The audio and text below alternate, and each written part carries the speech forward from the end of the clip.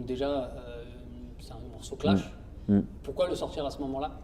Bah, le truc, c'est que moi, tu as vu, je suis resté longtemps sans insulter Booba. Tu vois, j'ai pas Oui, son j'avais temps. l'impression qu'à un moment donné, tu étais vraiment passé à autre chose et que tu Bah, ne j'ai pouvais pas pas, rentrer dans le clash. ouais, j'ai pas son temps, tu vois. J'ai arrêté de lui répondre et puis je fais ma vie, tu vois. Moi, je suis pas à fond sur les réseaux sociaux et puis, mais tu vois, c'est de l'acharnement, quoi. Il s'acharne, il répète, il pique. Au bout d'un moment, bon, Est-ce que ça te touchait les pics? non, ça me touchait pas parce que je les voyais même pas. Étant donné que moi, j'avais même pas Instagram, je savais même pas qu'il me piquait, tu vois. Tu sais, les gens s'amusent pas à me dire, ouais, il t'a dit ça. Donc, la plupart du temps, je voyais même pas ces pics, tu vois. Tu sais, lui, tu sais, il communique avec des gamins de 15 ans, tu sais, c'est des gamins de 15 ans qui le suivent. Ils sont là en train de le chauffer et puis voilà. Donc moi, j'ai pas, au début, tu vois, je faisais ma vie, j'avais plein de choses à faire. J'ai pas spécialement envie de rentrer sur Internet et puis de clasher avec lui, tu vois, ou de répondre à ses pics. Donc j'ai laissé le temps passer. Je me suis dit qu'avec le temps, ce serait fini, mais apparemment, tu vois, il s'est acharné un peu, tu vois. Donc moi, j'ai pas sorti ce morceau pour du buzz j'ai pas besoin de ça. Tu vois, si j'ai sorti ce morceau, c'est pour lui répondre un peu et pour faire plaisir aussi à mes fans qui tous les jours le voient, ils m'envoient des pics, ils me disent Laoni, s'il te plaît, réponds. Moi, j'ai pas le temps avec ça, tu vois. Et puis voilà, donc j'ai décidé de lui répondre, sortir Aubameyang, et puis je suis content parce que c'est une bonne leçon pour lui, tu vois. Les gens adorent ce morceau, m'en parlent tous les jours, m'envoient des vidéos tous les jours, et puis Le joueur et puis de foot, voilà. tu le connais aussi, Aubameyang? Aubameyang, je le connais, je l'ai déjà invité à des concerts à moi, on s'est déjà rencontrés plusieurs fois, D'accord. tu vois. Voilà, donc après, c'est vrai que Booba, par rapport au clash, tu disais tout à l'heure, c'est vrai qu'il y avait un acharnement, mais souvent, lui, il t'attaque ni sur le côté artistique, ni sur le côté musical. Il revient souvent sur un fait, le fait que tu dévoiles ton casier judiciaire, parce qu'il y a eu un fichier stick qui a été dévoilé où tu étais accusé d'un viol sur un mineur. C'est surtout sur ce point-là qu'il t'attaque, sur cet angle-là. Mis à part ça, il t'attaque sur autre chose, sur rien du tout. Rizwan, tu sais la raison pour laquelle j'ai jamais dévoilé mon casier judiciaire? C'est que j'ai jamais pensé que les gens le croyaient. Tu comprends? Moi, je suis né à Trappes. Je suis parti 4 fois en prison. Tu vois? Toujours, j'étais mineur. Tu crois vraiment que si moi, j'avais commis un viol, ça ne se serait pas su dans le 7-8? Tu crois que je serais là en train de rapper? Tu crois que j'aurais le 78 derrière moi si moi, j'avais commis un viol? Non, après ça, c'est sûr que non. Écoute, la raison pour laquelle j'ai jamais montré mon casier judiciaire, c'est que je trouvais que c'était des allégations qui étaient fausses et que tout le monde le savait. Aujourd'hui, comme je vois que ça parle un peu, j'ai décidé de commander mon casier judiciaire et je l'ai reçu et je vais vous le montrer tout de suite. Ah, Glenn, tu peux me passer ma sacoche? ok, donc tu as ramené ton casier judiciaire.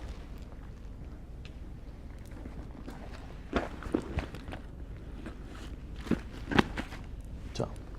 Alors, là, c'est mon casier judiciaire. Tu vois, là, il y a mon adresse, tu flouteras. Ouais. Tu le vois là? Faut dire au caméraman de faire les bons zooms là. C'est bon. C'est bon? C'est bon? Ouais. Alors, regarde.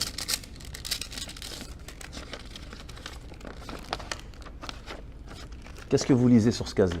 Donc je vois que c'est le bulletin numéro 3 et il est vierge. Enfin, après on peut faire un zoom avec la caméra. Le casier est vierge. Mon casier judiciaire est vierge. Tous les crimes que j'ai commis dans ma vie étaient toujours correctionnels et mineurs.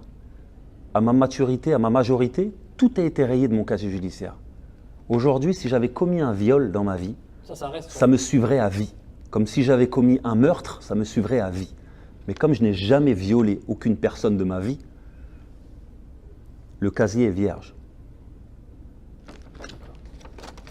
Au moins c'est clair. Bon, c'est vrai que effectivement on pouvait s'en douter que si, enfin, déjà ne serait-ce que si tu avais commis ce genre d'acte, tu serais pas forcément dans le rap, tu n'aurais pas le 7-8 qui serait derrière toi. Ce genre de choses. Toute ma vie, j'ai frappé des violeurs en prison. Toute ma vie. Les pointeurs, on les aime pas. Et c'est pas demain la veille que j'irai faire du mal à une femme. Ok, pour moi le message est clair.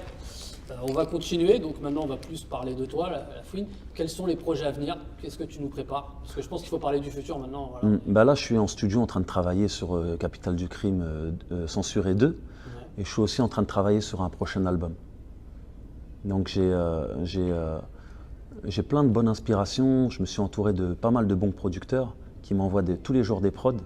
Et puis surtout, je le fais parce que tous les jours, je reçois des des messages de soutien de fans qui veulent absolument que je revienne avec des albums et puis que je remette les pendules à l'heure.